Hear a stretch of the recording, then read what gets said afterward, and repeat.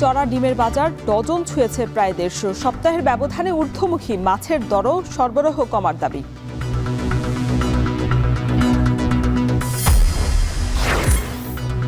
ভারতের নিষেধাজ্ঞায় আখাউড়া দিয়েই রপ্তানি কমবে 30%। দৈনিক প্রায় 40 লাখ টাকার বাণিজ্য ব্যাহতের শঙ্কা।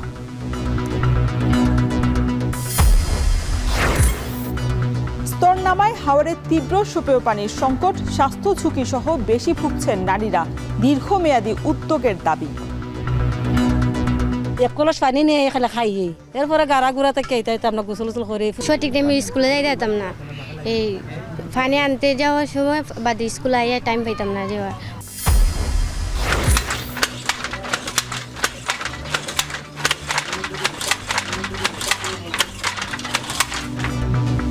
নিশ্চিহ্নের পথে চুয়াডাঙ্গার তাঁত শিল্প। বেশিরভাগ বাড়িতেই অযত্ন অবহেলায় তাঁতযন্ত্র, অনেকেরই পেশা বদল।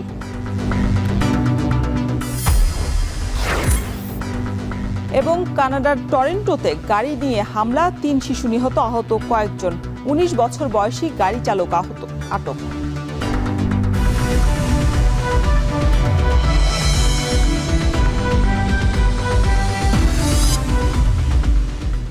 স্বাগত এখন বাজারে, সঙ্গে আছি আমি শরীফ রাউশন। সরবরাহ কমায় চাঁদপুর, ভোলা এবং যশোরে বেড়েছে বেশিরভাগ মাছের দাম। সপ্তাহের ব্যবধানে কেজিতে বেড়েছে 50 থেকে 100 টাকা পর্যন্ত। চাঁদপুর থেকে তালহা জুবাইর, ভোলা থেকে ইমতিয়াজুর রহমান এবং যশোর থেকে যুক্ত হচ্ছেন সহকর্মী রিপন হোসেন। তবে শুরুতেই তালহা, আপনার কাছে জানতে চাই, বাজারে ইলিশের সরবরাহ কেমন দেখছেন আর কোন মাছ কত দামে বিক্রি হচ্ছে?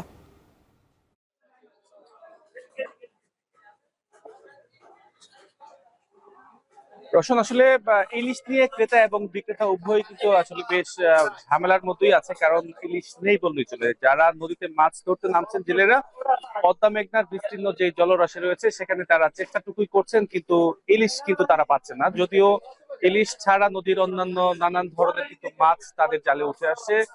সঙ্গত কারণে কিন্তু ইলিশের দাম আকাশ ছোঁয়া। আজকের যে বাজারে আমি আছি, শহরের অন্যতম জনপ্রিয় একটি বাজার। সকালবেলা এই বাজার বসে থাকে, ওয়্যারলেস বাজার। এখানে আসলে আমি গুটি কয়েক ব্যবসায়ীর কাছে কিন্তু ইলিশ দেখতে পেয়েছি, তাও কিন্তু ছোট সাইজের এই ইলিশ সরবরাহ করা হয়েছে পার্শ্ববর্তী নোয়াখালী, লক্ষ্মীপুর সহ বিভিন্ন জেলা থেকে। আসলে স্থানীয় পদ্মা মেঘনা নদীর ধরা পড়া ইলিশ এতটাই কম, যেখানে কিন্তু লোকাল বাজারে সেই ইলিশ সরবরাহ দেখা যাচ্ছে না বলেই চলে, এবং দামও কিন্তু অনেকটাই বেড়েছে।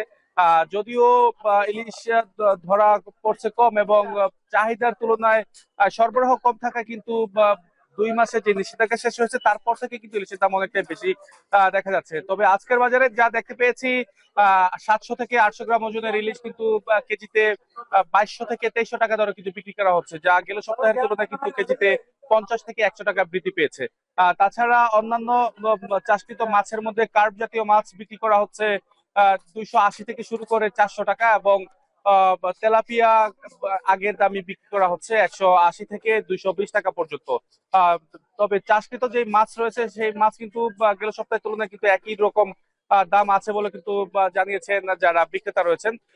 চাষকৃত যেই পাঙাশ মাছ রয়েছে তাও কিন্তু 160 থেকে 170 টাকা দরে বিক্রি করা হচ্ছে। তো আসলে যেই চাষকৃত যে মাছ রয়েছে সেখানে সরবরাহ স্বাভাবিক থাকলেও নদীর যে মাছ তা কিন্তু অনেকটাই সরবরাহ কম রয়েছে। ইলিশের সরবরাহ কম থাকায় যারা ক্রেতা সাধারণ রয়েছে তারা কিন্তু আসলে ইলিশ বাজারে না থাকার কারণে কিন্তু তারাও কিনতে পারছেন না, এবং যাও যে কয়েকজন কেনার জন্য আসেন, আসলে অতিরিক্ত দাম থাকার কারণে অনেকে কিন্তু আশাহত হয়ে ফিরে যাচ্ছেন। তো রসন, সবকিছু মিলিয়ে আসলে চাঁদপুর ইলিশের বাজার কিন্তু কিছুটা চড়াই দেখা যাচ্ছে। রসন, এই ছিল আমাদের চাঁদপুর থেকে সবশেষ। ভোলার ইমতিয়াজ আছেন। ইমতিয়াজ, কিছুক্ষণ আগে আপনার সাথে যুক্ত হয়েছিলাম, জানাচ্ছিলেন যে সরবরাহের কারণে মাছের দাম বৃদ্ধি। এখন বাজারে কি পরিস্থিতি দেখছেন আর ক্রেতাদের উপস্থিতি কেমন দেখছেন?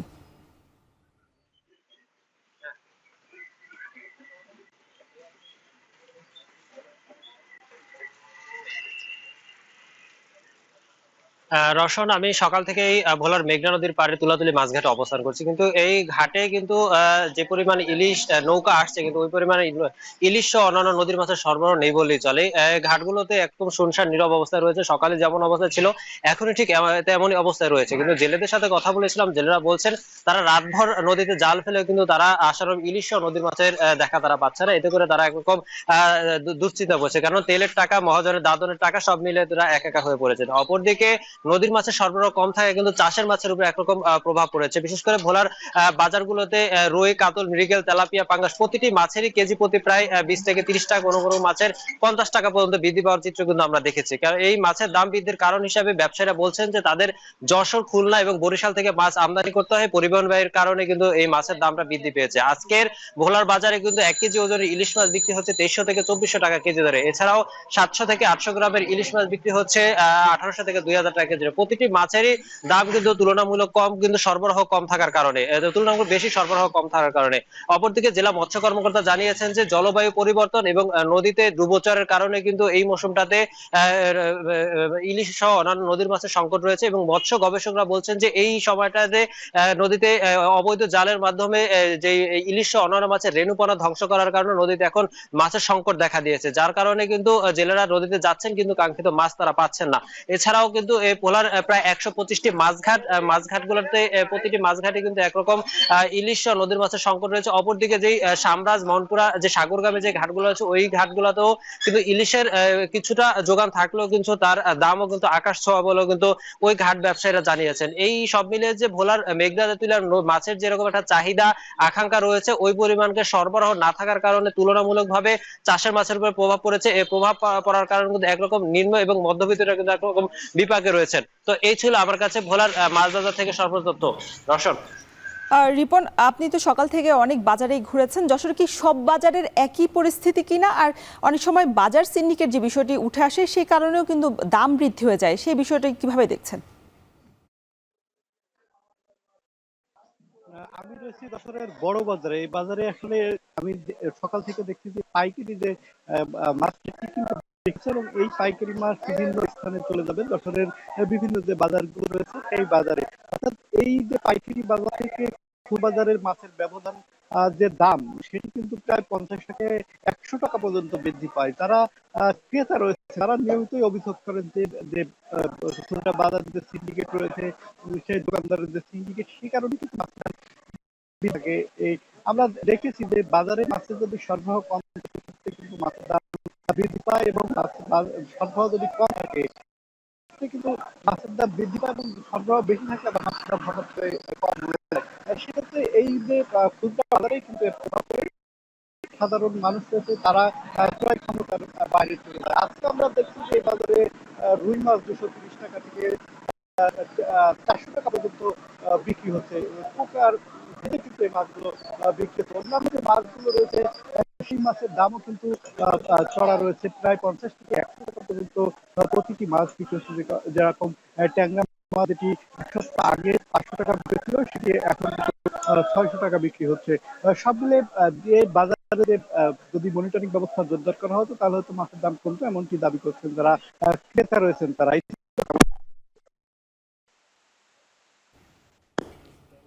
মাছ বাজারের পরিস্থিতি জানাতে চাঁদপুর, ভোলা এবং যশোর থেকে যুক্ত ছিলেন সহকর্মীরা। হঠাৎ করেই সারা দেশে বেড়েছে ডিমের দাম। রাজধানীর বিভিন্ন স্থানে ডিমের ডজন ছুঁয়েছে 135 থেকে 145 টাকা পর্যন্ত। কুমিল্লায় 2 সপ্তাহের ব্যবধানেই ডজনে বেড়েছে 10 টাকা পর্যন্ত। এ বিষয়ে নগরীর টমছম বাজার থেকে যুক্ত হচ্ছেন সহকর্মী মাসুদ আলম। মাসুদ, হঠাৎ করে ডিমের দাম বৃদ্ধির কারণ নিয়ে ব্যবসায়ীরা কি বলছেন?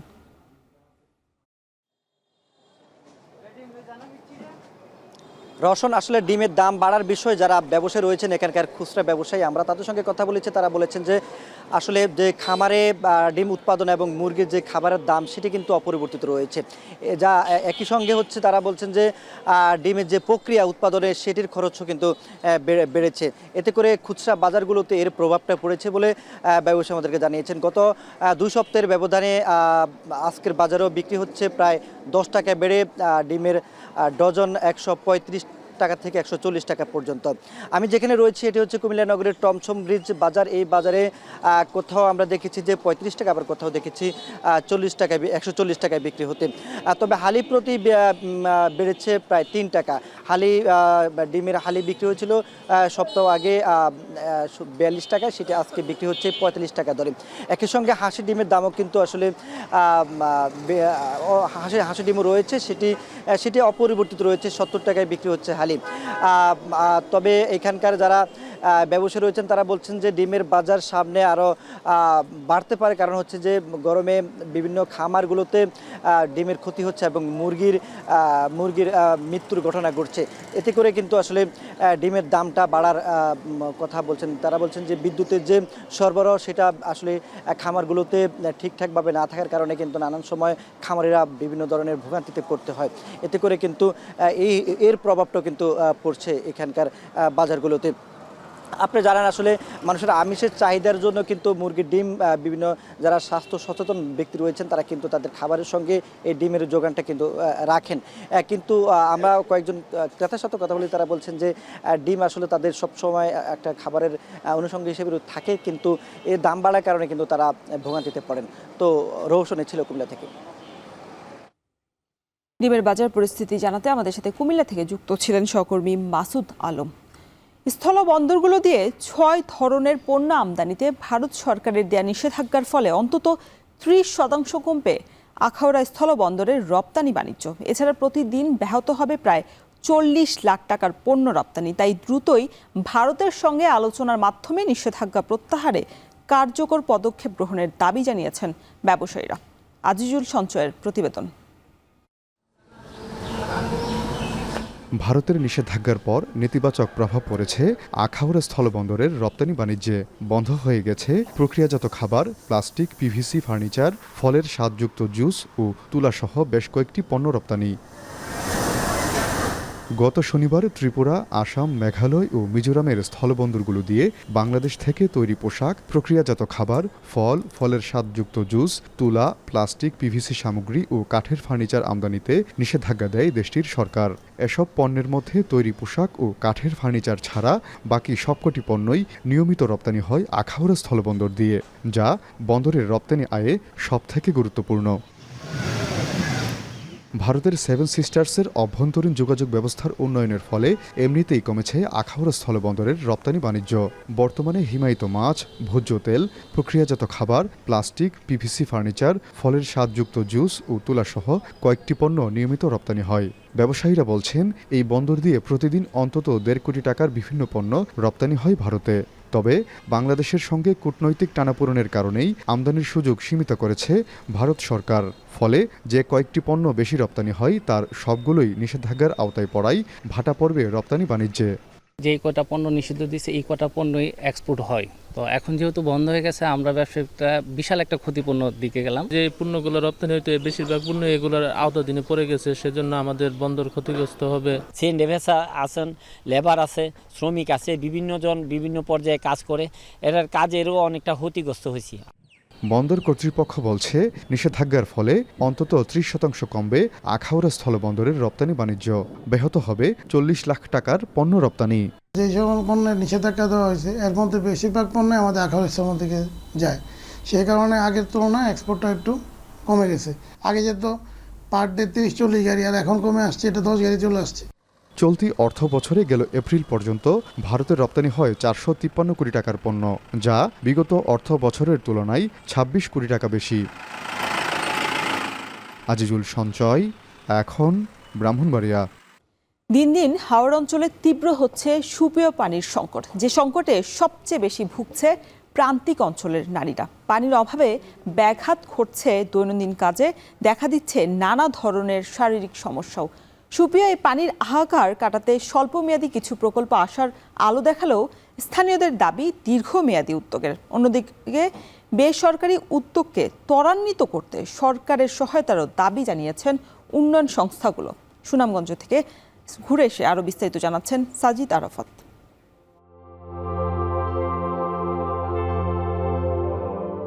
জলের সাথে এখানে এগিয়ে চলে জীবনের গল্প।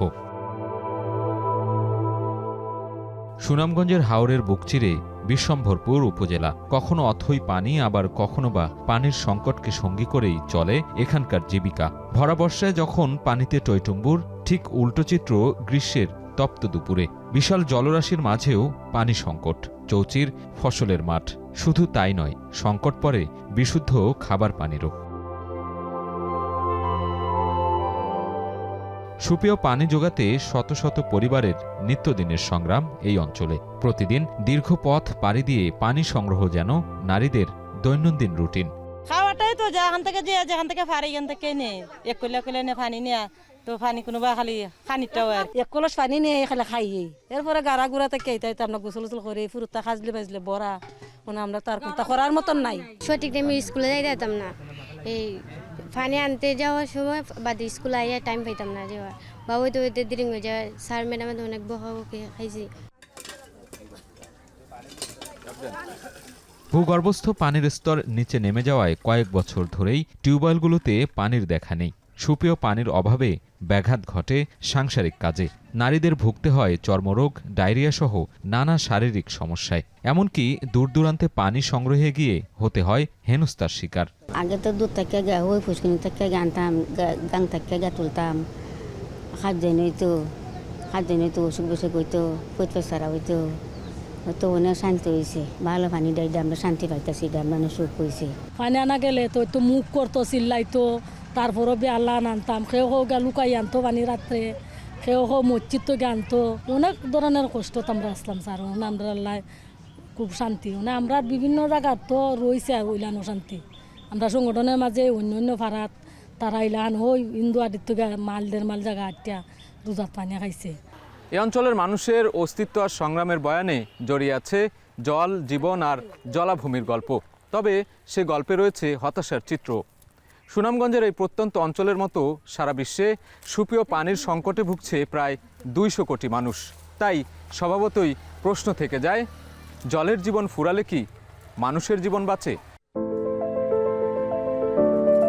এই অঞ্চলের পানির সংকট দূর করতে চলছে কমিউনিটি ভিত্তিক জলবায়ু সহনশীলতা ও নারীর ক্ষমতায়ন কর্মসূচি, যার আওতায় সোলার প্যানেলের সহায়তায় বিশুদ্ধ পানি সরবরাহ করছে বেসরকারি উন্নয়ন সংস্থা মানুষের জন্য foundation. Water treatment plant, rain water harvesting পদ্ধতিতে সুপেয় পানির সহায়তা পাচ্ছে প্রায় অর্ধশত পরিবার।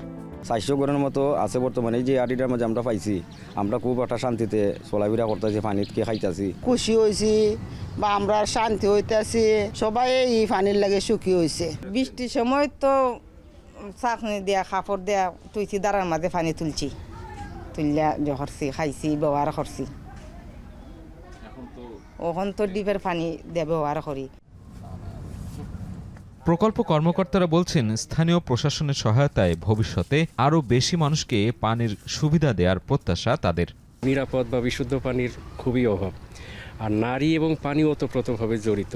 এখানে 44টা পরিবারের পাশাপাশি অন্য হাটি থেকেও এখন যোগ হয়েছে আরও 20-25টা পরিবার। টোটালি এখানে 60 থেকে 65টা পরিবার এই বিশুদ্ধ পানির আওতায় আসছে। সুনামগঞ্জ জনস্বাস্থ্য প্রকৌশল অধিদপ্তরের তথ্যমতে জেলার 12টি উপজেলায় সরকারি বেসরকারি পর্যায়ে হস্তচালিত নলকূপ রয়েছে 24,000-এর মতো। তবে পানির স্তর নিচে নেমে যাওয়ায় অকেজো প্রায় 10,000 নলকূপ। সিজনটাতে আপনার জনবল কম পাওয়া যাচ্ছে, আবার আমরা পুরোদমের কাজ শুরু করে দিব। এই তাছাড়াও আমাদের গতানুগতিক যে প্রকল্পগুলো আছে, ওই প্রকল্পগুলো থেকে আপনার রাজস্বর যে টিউবগুলো থাকে, যেগুলো সরকারি সহায়ক চাঁদা প্রদান করে ওনার টিউব নেই, ওগুলোর কাজও চলমান আছে। এটা প্রায় 1044টার মতো। সুপেয় পানির সংকট ঘিরে নারীদের দুর্ভোগ কষ্ট দূরীকরণে বিভিন্ন প্রকল্প পরিচালনা করছে বেসরকারি উন্নয়ন সংস্থাগুলো। তবে দীর্ঘমেয়াদে পানির সংকট ও প্রান্তিক নারীদের স্বাস্থ্য সমস্যা সমাধানে স্থানীয় জনস্বাস্থ্য প্রকৌশল সহ সরকারের সংশ্লিষ্ট মন্ত্রণালয়কে যৌথ প্রয়াসে কাজ করার তাগিদ তাদের। নারীর বিষয়টা খুব বিশেষভাবে আমরা দেখি, কারণ প্রতিনিয়ত নারী মানে যে কোনো ক্রাইসিসের সময় আপনি দেখবেন নারীরাই সবচেয়ে প্রথমে ক্ষতিগ্রস্ত হয়। আমরা যদি একটা মডেল ক্রিয়েট করি যেটা ভালো সাকসেসফুল, সেখানে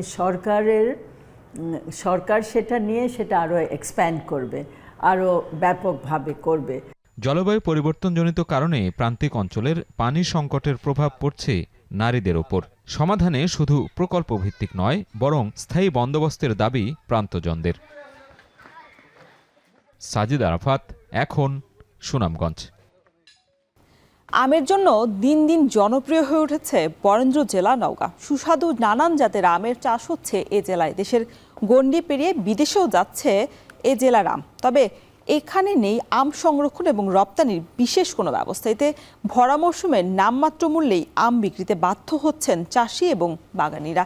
এছাড়া 50 কেজিতে মন হিসেব করায় সিন্ডিকেটের কাছে অসহায় চাষিরা। বিস্তারিত জানাবেন মাজেদুর রহমান, ছবি তুলেছেন রবিউল ইসলাম। কদিন বাদে গাছে গাছে হলুদ রং ধারণ করবে পরিপক্ক আম। আমের সুমিষ্ট ঘ্রাণে মৌম করবে চারপাশ। ফুরাবে আম চাষিদের অপেক্ষার পালা। ম্যাঙ্গো ক্যালেন্ডার অনুযায়ী জেলায় 22শে মে থেকে আম সংগ্রহ ও বাজারজাত করতে পারবেন ব্যবসায়ীরা। তবে উৎপাদন খরচ উঠবে কিনা এ নিয়ে শঙ্কায় আম চাষিরা।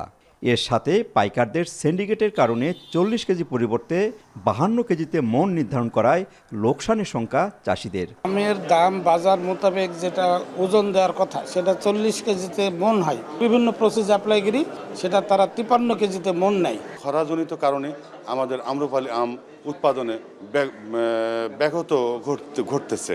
আমটা উঠে তখন আমরা দাম পাই না, 1000 টাকা 800 টাকা এরকম মন যায়। স্বাদ ও মানের কারণে নওগাঁর উৎপাদিত আম এখন ইউরোপ ও মধ্যপ্রাচ্যের বিভিন্ন দেশে স্থান করে নিয়েছে।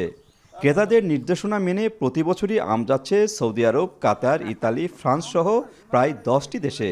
চীনের আম আমদানির আগ্রহের কারণে এবার নতুন সম্ভাবনা দেখা দিয়েছে। তবে আম সংরক্ষণাগার এবং রপ্তানি প্রক্রিয়ায় বিভিন্ন জটিলতায় বিপাকে পড়েছেন রপ্তানিকারকরা। ইউরোপের যে মার্কেটগুলোতে যে আমগুলো যায় সেটাতে আমরা হারভেস্ট করে শ্যাম্পুরে নিয়ে যাই। এখানে ক্যাপাসিটি সারা সিজন ধরে হয়তো 5000 মেট্রিক টনের বেশি এক্সপোর্ট করতে পারবেন না, কিন্তু আমাদের তো উৎপাদন হয় প্রচুর, 25 লাখ টন আমরা উৎপাদন করি, 3000 প্লাস এক্সপোর্ট করি, খুবই নগণ্য। হট ওয়াটার ট্রিটমেন্ট এটা যদি নিয়ে আসা যায়, এটা যদি সরকার সাপোর্ট করে, আমরাও কিছু বিনিয়োগ করলাম, গভর্নমেন্টও সাপোর্ট করলো, তাহলে 20 টন করা যাবে। 10 টন কিংবা 20 টনের একটা হিমাগার যদি স্থাপন করতে পারি, তাহলে আমরা এই যে প্রসেসিং করে রেখে দিলাম, আবার পাঠালাম।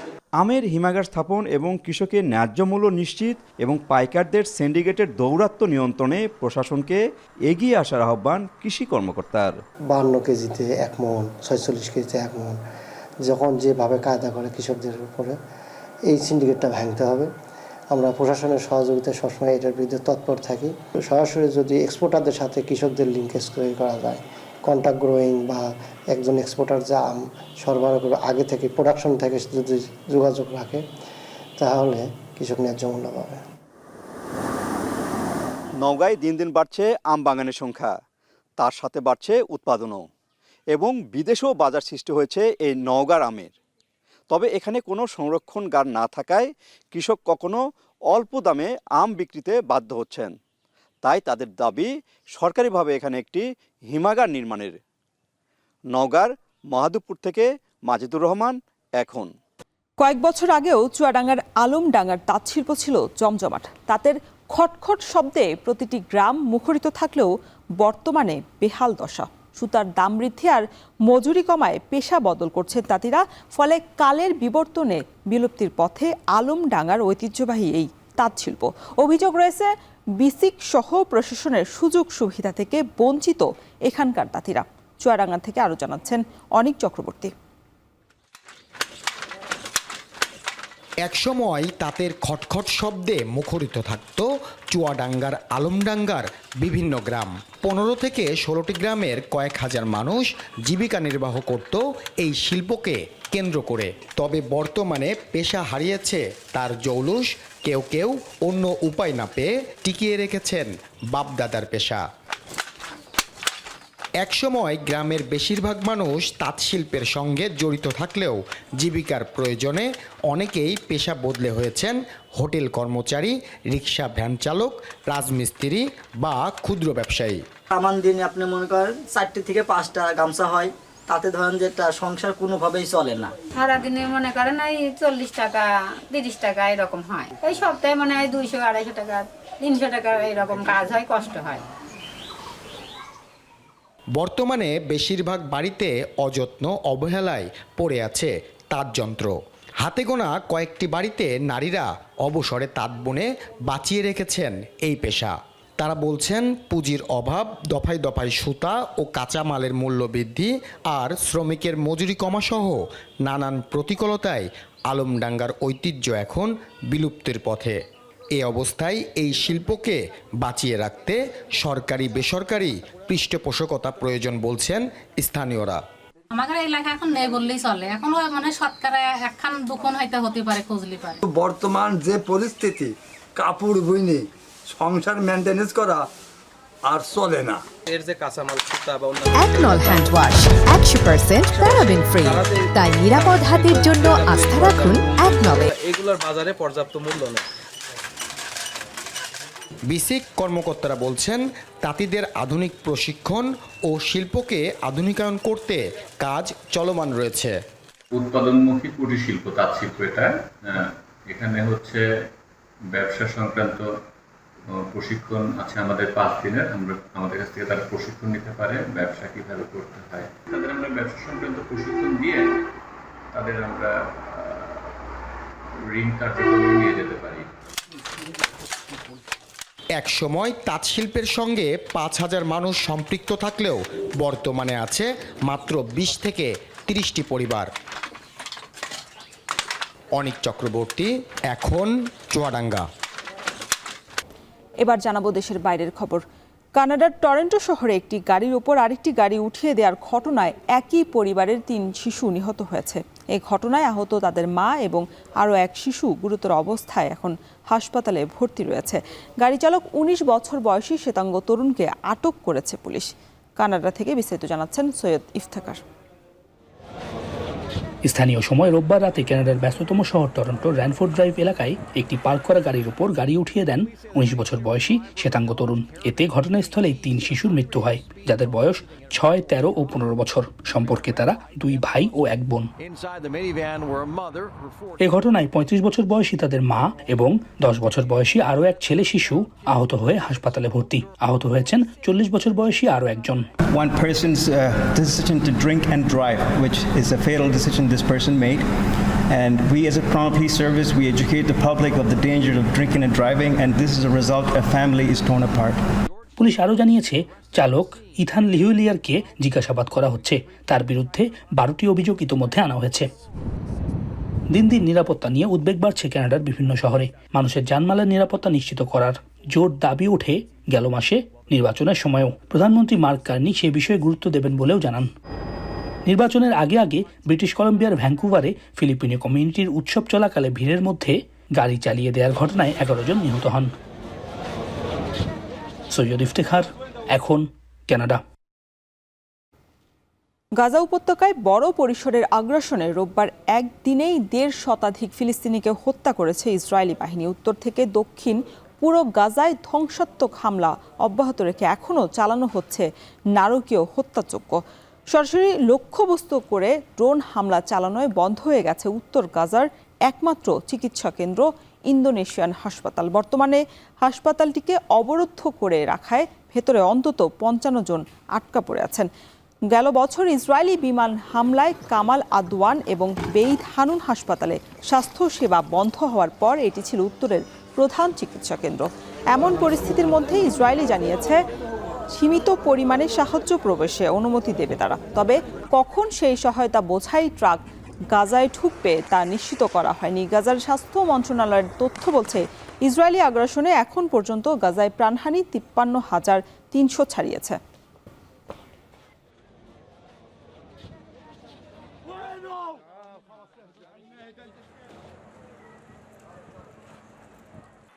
প্রোস্টেট ক্যান্সারে আক্রান্ত হয়েছেন যুক্তরাষ্ট্রের সাবেক প্রেসিডেন্ট জো বাইডেন। তার শরীরে ক্যান্সারটি আক্রমণাত্মক রূপ ধরা পড়েছে, যা হাড়েও ছড়িয়ে পড়েছে বলে জানা গেছে। রোববার 82 বছর বয়সী বাইডেনের ব্যক্তিগত কার্যালয় থেকে এক বিবৃতিতে এ তথ্য জানানো হয়েছে। বলা হয়, শুক্রবার হঠাৎ করে অসুস্থ হয়ে পড়ায় পরীক্ষা নিরীক্ষা শেষে রোগ নির্ণয় করা হয়। এখন তিনি এবং তার পরিবার ডাক্তারদের সাথে চিকিৎসার বিকল্পগুলো পর্যালোচনা করছেন। বাইডেনের অসুস্থতার খবরে দুঃখ প্রকাশ করেছেন এবং সুস্থতা কামনা করেছেন বর্তমান মার্কিন প্রেসিডেন্ট ডোনাল্ড ট্রাম্প, সাবেক ভাইস প্রেসিডেন্ট কামালা হ্যারিস এবং অন্যান্য রাজনৈতিক ব্যক্তিবর্গ। যদিও প্রোস্টেট ক্যান্সার চিকিৎসা বিশেষজ্ঞরা বলছেন এই ক্যান্সার চিকিৎসা থাকলেও কোনো প্রতিকার নেই।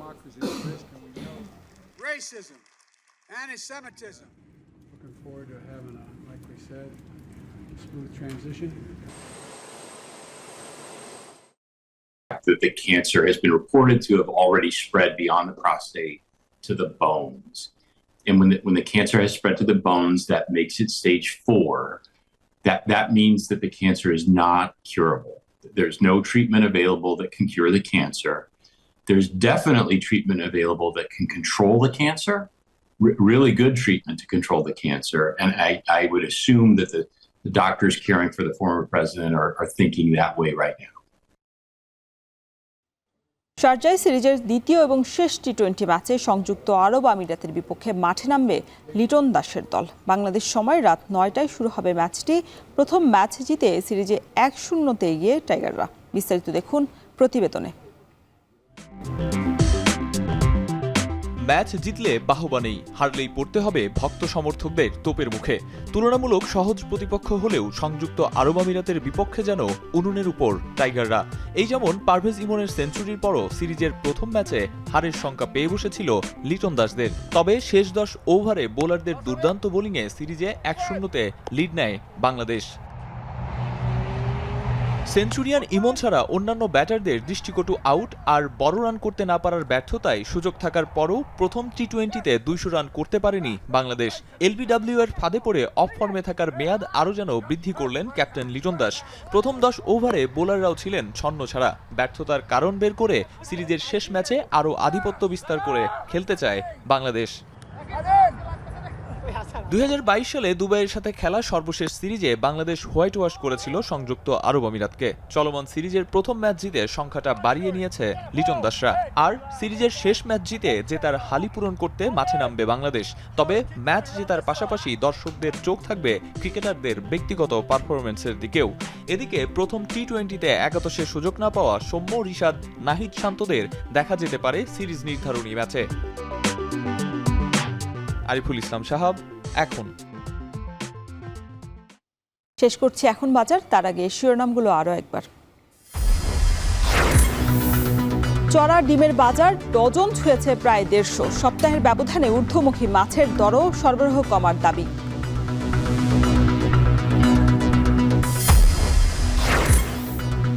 ভারতের নিষেধাজ্ঞায় আখাউড়া দিয়েই রপ্তানি কমবে 30%। দৈনিক প্রায় 40 লাখ টাকার বাণিজ্য ব্যাহত শঙ্কা। স্তর নামায় হাওড়ে তীব্র সুপেয় পানির সংকট। স্বাস্থ্য ঝুঁকি সহ বেশি ভুগছেন নারীরা, দীর্ঘমেয়াদী উদ্যোগের দাবি। এক কলস পানি নিয়ে এখানে খাই, এরপরে গাড়া গুড়া থেকে আমরা গোসল গোসল করে সঠিক টাইমে স্কুলে যাইতাম না। এই পানি আনতে যাওয়ার সময় বাদে স্কুলে আইয়া টাইম পাইতাম না যাওয়ার।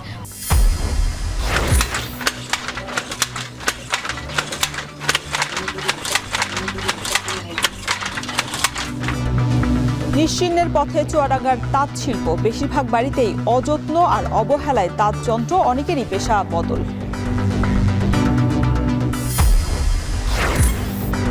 এবং কানাডার টরেন্টোতে গাড়ি উঠিয়ে দিয়ে 3 শিশু হত্যা, মাসহ আহত আরও 3 নেশাগ্রস্ত গাড়ি চালক আটক।